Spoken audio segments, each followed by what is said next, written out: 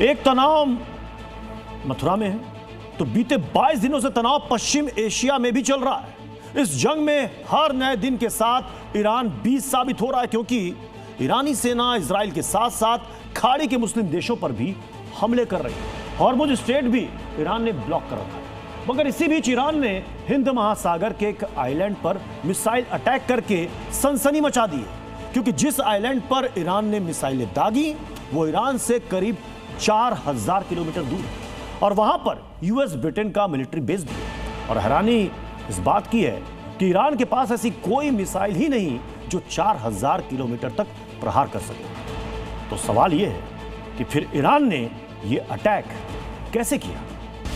Middle east में छिड़ी जंग की आंच हिंद महासागर तक फैल जाएगी। इसकी चपेट में इजराइल अरब देशों के साथ ब्रिटेन भी आ जाएगा, इसका अंदाजा किसी को भी नहीं था। लेकिन बीती रात ईरान ने कुछ ऐसा धमाका किया जिसने मिडिल ईस्ट के साथ साथ अमेरिका और यूरोप तक को दहला दिया, क्योंकि ईरान की किलर मिसाइलों ने हिंद महासागर के एक ऐसे आइलैंड पर अटैक कर दिया जहां मौजूद था अमेरिका और ब्रिटेन का मिलिट्री बेस। हिंद महासागर के बीचों बीच मौजूद डिएगो गार्सिया आइलैंड, जो करीब 30 वर्ग किलोमीटर में फैला है, इसी आइलैंड को खलीफा ब्रिगेड ने अपना निशाना बनाया। मीडिया रिपोर्ट्स के दावे के मुताबिक ईरान ने डिएगो गार्सिया द्वीप पर 2 बैलिस्टिक मिसाइलें दागी। हालांकि यूएस ने एक मिसाइल को मार गिराने का दावा किया, लेकिन दूसरी मिसाइल डिएगो गार्सिया आइलैंड के पास जाकर गिरी। इस हमले में अमेरिका और ब्रिटेन को कितना नुकसान हुआ, फिलहाल इसकी पुष्टि तो नहीं हुई है, क्योंकि अमेरिका ने ईरान की मिसाइलों को रोकने के लिए SM-3 इंटरसेप्टर का इस्तेमाल किया। लेकिन युद्ध के 22वें दिन ईरान के इस हमले ने हर किसी को सन्न कर दिया।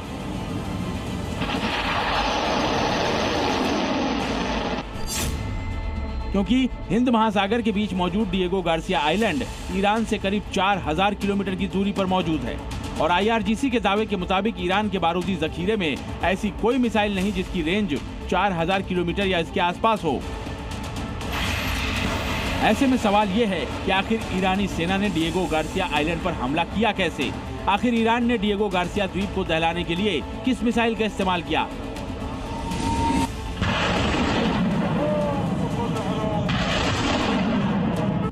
क्योंकि यूएस प्रेसिडेंट ट्रंप तो खुलेआम ये दावा कर रहे हैं कि वो ईरान से जंग जीत चुके हैं, ईरान के सारे हथियारों को वो तबाह कर चुके हैं, ईरान का मिसाइल भंडार नष्ट हो चुका है। अगर ट्रंप ने ईरान पर फतेह हासिल कर ली है, उसके हथियार और किलर मिसाइलों को नेस्तनाबूद कर दिया है, तो फिर ईरान ने 4000 किलोमीटर दूर डिएगो गार्सिया आइलैंड को निशाना कैसे बनाया? क्या ईरान ने युद्ध के दौरान नई मिसाइलें बना ली हैं? चीन और रूस युद्ध में ईरान का साथ दे रहे हैं, ईरानी सेना को लॉन्ग रेंज मिसाइलें मुहैया करवा रहे हैं।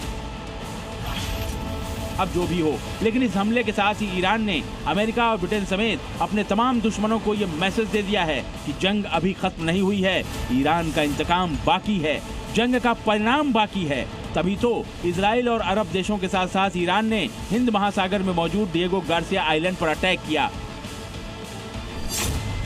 क्योंकि डिएगो गार्सिया में यूएस ब्रिटेन का संयुक्त मिलिट्री बेस है, जो दुनिया के सबसे सुरक्षित और गुप्त ठिकानों में से एक है। ये द्वीप यूएस के वैश्विक सैन्य नेटवर्क का भी अहम हिस्सा है। अमेरिका यहीं से खाड़ी और अफ्रीका में ऑपरेशन करता है। यूएस मिलिट्री बेस पर बॉम्बर और पनडुब्बियां तैनात रहती हैं। मतलब अमेरिका के लिए ये आइलैंड एक ऐसे युद्धपोत का काम करता है जहां आसमानी जंगबाजों के साथ साथ गोला बारूद और सैनिक भी मौजूद रहते हैं, जो पलक झपकते ही हिंद महासागर में किसी भी कॉम्बैट ऑपरेशन को अंजाम दे सकते हैं। ठीक इसी तरह ब्रिटेन के लिए भी डिएगो गार्सिया बेहद अहम है।